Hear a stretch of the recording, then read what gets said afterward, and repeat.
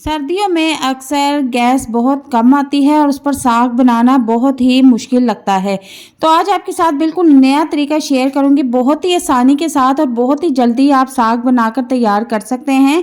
मैंने थोड़ी सी मेहनत के साथ काफ़ी सारा साग बनाकर स्टोर कर लिया है और इस तरह से डब्बों में डालकर मैं फ्रीज़र में इनको जमा दूंगी और जब ज़रूरत होगी तो मैं इनको निकाल कर तड़का लगा लूँगी। आप भी बहुत ही आसानी के साथ साग बनाकर स्टोर करके रख लें। बहुत ही आसान तरीका है। वीडियो को लाइक एंड शेयर जरूर करना, चैनल को सब्सक्राइब कर दें। आज आपके साथ बहुत ही अच्छा तरीका शेयर करूंगी, वीडियो को अंत तक लाजमी देखना। तो स्टार्ट करते हैं। यहाँ पर सबसे पहले मैं आपको साग की क्वांटिटी बता देती हूँ। मैंने 2 किलो सरसों का साग लिया है, 1 किलो पालक ली है और आधा किलो बाथू लिया है, जिसे कटिंग करने के बाद अच्छी तरह से मैं इसे वॉश कर लूंगी ताकि इसके अंदर जितनी भी मिट्टी है वो सारी निकल जाए। अब यहाँ पर मैं एक कुकर ले लूँगी और उसमें सारा साग डाल दूँगी जो कि मैंने अच्छी तरह से वॉश करके रखा हुआ था। अब इसमें मैं आधा पाव हरी मिर्चें डाल दूँगी। साग की क्वांटिटी मैं आपको पहले से बता चुकी हूँ और इसमें आधा पाव हरी मिर्च भी हमने शामिल कर देनी है। अब इसके बाद मैं इसमें 2 गिलास पानी भी डाल दूँगी। टेस्ट के मुताबिक इसमें नमक भी शामिल कर देंगे। जितना आपको पसंद है उसके मुताबिक आप इसमें नमक डाल दें और इस कुकर को अच्छी तरह से बंद कर दें।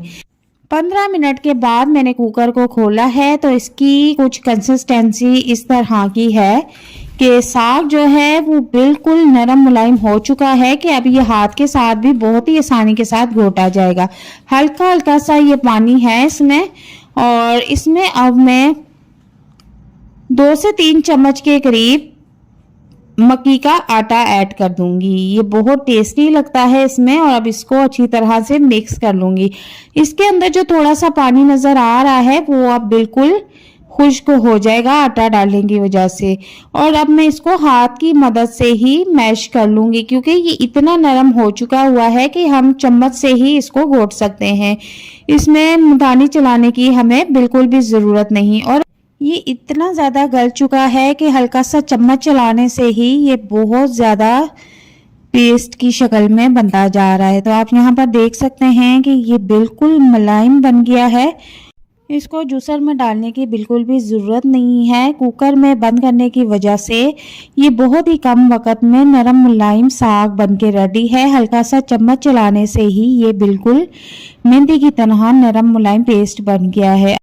मैंने थोड़ी सी मेहनत करके काफ़ी सारा साग बनाकर रख लिया है और इनको अब मैं फ्रीज़र में जमा दूंगी और जब मुझे ज़रूरत होगी तो मैं थोड़ा सा साग निकाल कर उस दिन तड़का लगा लूँगी।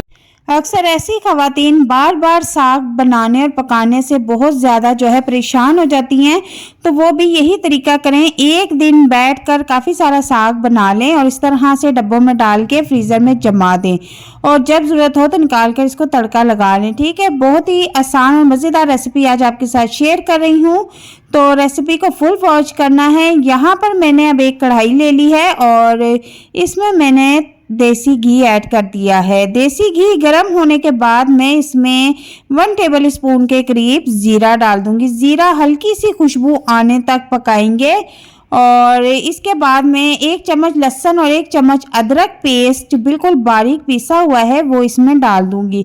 अब लहसुन अदरक को हमने इतनी देर तक पकाना है कि जो इसका कच्चापन है वो बिल्कुल ख़त्म हो जाए और प्यारी सी मज़े की खुशबू आना शुरू हो जाए। तो यहाँ पर मैंने 2 अदद सुर्ख मिर्च ली है। ये मुझे बहुत पसंद है साग में, ये इतनी टेस्टी लगती है और छुरी की मदद से मैंने इनमें 2-3 सुराख कर लिए हैं ताकि ये ऑयल में जाने के बाद जो ज़ोर से फटती हैं वो ना फटें। ठीक है, और आप भी ये सुर्ख मिर्च का इस्तेमाल ज़रूर कीजिएगा, बहुत टेस्टी लगती है, मज़े की लगती है साग में।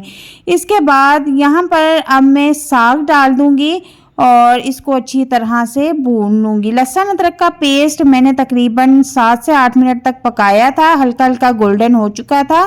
तब इसके बाद मैंने इसमें साग डाल दिया है। अब साग को हमने खूब अच्छी तरह से तड़के में फ्राई करना है और आप देख सकते हैं इसकी कंसिस्टेंसी के कितना मज़े का ये साग लग रहा है। मैंने देसी घी में बनाया है, आप चाहे तो सादे घी में भी बना सकते हैं, ऑयल में भी बना सकते हैं।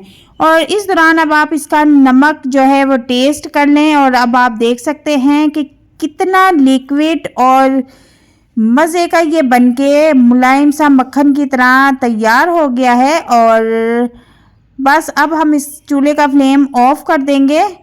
और ये मैंने फ्रिज में से एक डब्बा निकाला था और उसको मैंने तड़का लगा लिया है। और एक डब्बा भी काफ़ी ज़्यादा क्वांटिटी में था, आप चाहें तो छोटे छोटे डब्बों में भी बंद करके रख सकते हैं। अपनी फैमिली के हिसाब से आप डब्बे बना लें और जब ज़रूरत हो तो एक डब्बा निकाल कर आप उसको तड़का लगा लें, ठीक है। और यहाँ पर हमारा जो साग है वो बिल्कुल बनकर तैयार है और चूल्हे का फ्लेम मैंने यहाँ पर ऑफ कर दिया है। और अब मैं इसको उतार लूँगी चूल्हे से, ठीक है, ठंडा होने के लिए छोड़ दूँगी।